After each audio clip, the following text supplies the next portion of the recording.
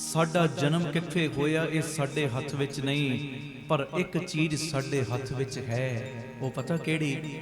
ਚੰਗੇ ਕਰਮ, ਮਿਹਨਤ।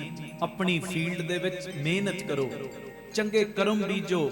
ਔਰ ਇਹ ਕੋਈ ਮੈਨੇ ਨਹੀਂ ਰੱਖਦੀ ਗੱਲ ਤੇਰਾ ਜਨਮ ਕਿਵੇਂ ਦਾ ਹੈ, ਮੈਨੇ ਤੇ ਉਹ ਰੱਖੇਗੀ ਤੇਰੀ ਮੌਤ ਕਿਹੋ ਜੀ, ਤੇਰਾ ਮਰਨਾ ਕਿਹੋ ਜਿਹਾ। ਉਹ ਮਰਨਾ ਕਈਆਂ ਨੂੰ ਜਿਉਣਾ ਸਿਖਾ ਕੇ ਜਾ ਰਿਹਾ ਕਿ ਨਹੀਂ ਜਾ ਰਿਹਾ। ਆਖੋ ਧੰਨ ਗੁਰੂ ਰਾਮਦਾਸ ਜੀ। ਧੰਨ ਗੁਰੂ ਰਾਮਦਾਸ। ਕਿਸੇ ਵੀ ਫੀਲਡ ਵਿੱਚ ਭਾਵੇਂ ਲੋਕੀ ਕਹਿੰਦੇ ਨੀਵੀਂ ਜਾਤ ਦਾ, ਨੀਵੀਂ ਜਾਤ ਦਾ, ਪਰ ਨੀਵੀਂ ਜਾਤੀਆਂ ਵਾਲਿਆਂ ਨੇ ਜਦੋਂ ਕੰਮ ਉੱਚੇ ਕੀਤੇ, ਗੁਰੂ ਸਾਹਿਬ ਨੇ ਉਹਨਾਂ ਨੂੰ ਗੁਰੂ ਗ੍ਰੰਥ ਸਾਹਿਬ ਦੇ ਵਿੱਚ ਬਿਠਾ ਦਿੱਤਾ। ਧੰਨ ਗੁਰੂ ਰਾਮਦਾਸ ਜੀ। ਧੰਨ ਗੁਰੂ ਰਾਮਦਾਸ। ਕਹਿੰਦੇ ਤੇ ਰਵੀਦਾਸ ਚਮਿਆਰ ਇਹ ਨਾਮਦੇਵ ਸ਼ੀਂਬਾ ਹੈ, ਕਬੀਰ ਜੁਲਾਹਾ ਹੈ। ਪਰ ਮਹਾਰਾਜ ਕਹਿੰਦੇ ਇਹਨਾਂ ਦੇ ਕਰਮ ਬੜੇ ਵਧੀਆ ਨੇ। ਇਹਨਾਂ ਨੇ ਇੰਨੀ ਬੰਦਗੀ ਕੀਤੀ, ਇੰਨੀ ਬੰਦਗੀ ਕੀਤੀ, ਕਰੋੜਾਂ ਸੀਸ ਰੋਜ਼ ਇਹਨਾਂ ਦੇ ਅੱਗੇ ਝੁਕਿਆ ਕਰਨਗੇ।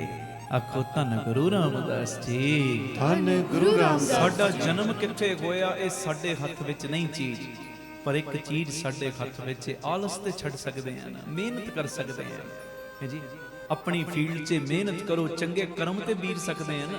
ਕਈ ਕਹਿੰਦੇ ਜੀ ਜੋ ਕਰਮਾਂ 'ਚ ਲਿਖਿਆ ਹੁੰਦਾ ਉਹ ਹੁੰਦਾ ਹੈ। ਹਾਂ, ਕਰਮ ਗਤੀ ਵੀ ਹੁੰਦੀ ਹੈ, ਪਰ ਅੱਗੋਂ ਕਰਮ ਬੀਜਣਾ ਤੇਰੇ ਹੱਥ ਵਿੱਚ ਵੀ ਹੈ।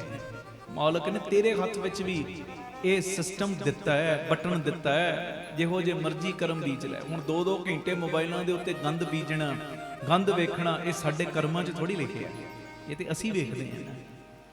3-3 ਘੰਟੇ 2-2 ਘੰਟੇ ਨਿੰਦਿਆ ਕਰੀ ਜਾਣੀ, ਕਰੀ ਜਾਣੀ, ਕਰੀ ਜਾਣੀ, ਇਹ ਸਾਡੇ ਕਰਮਾਂ 'ਚ ਥੋੜੀ ਲਿਖਿਆ, ਇਹ ਤੇ ਅਸੀਂ ਕਰਮ ਬੀਜਦੇ ਹਾਂ ਨਾ।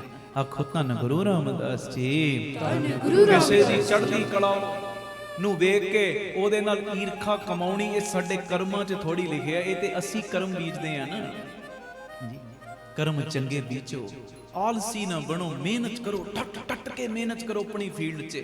ਜਿਹੜੀ ਵੀ ਫੀਲਡ ਦਿੱਤੀ ਹੈ ਨਾ ਮਾਲਕ ਨੇ, ਟੱਟ ਕੇ ਮਿਹਨਤ ਕਰੋ, ਤੇ ਇੱਕ ਦਿਨ ਤੁਹਾਡੀ ਮਿਹਨਤ ਦੇ ਉੱਤੇ ਉਹਦੀ ਰਹਿਮਤ ਦੀ ਨਿਗਾਹ ਪਏਗੀ ਹੀ ਪਏਗੀ।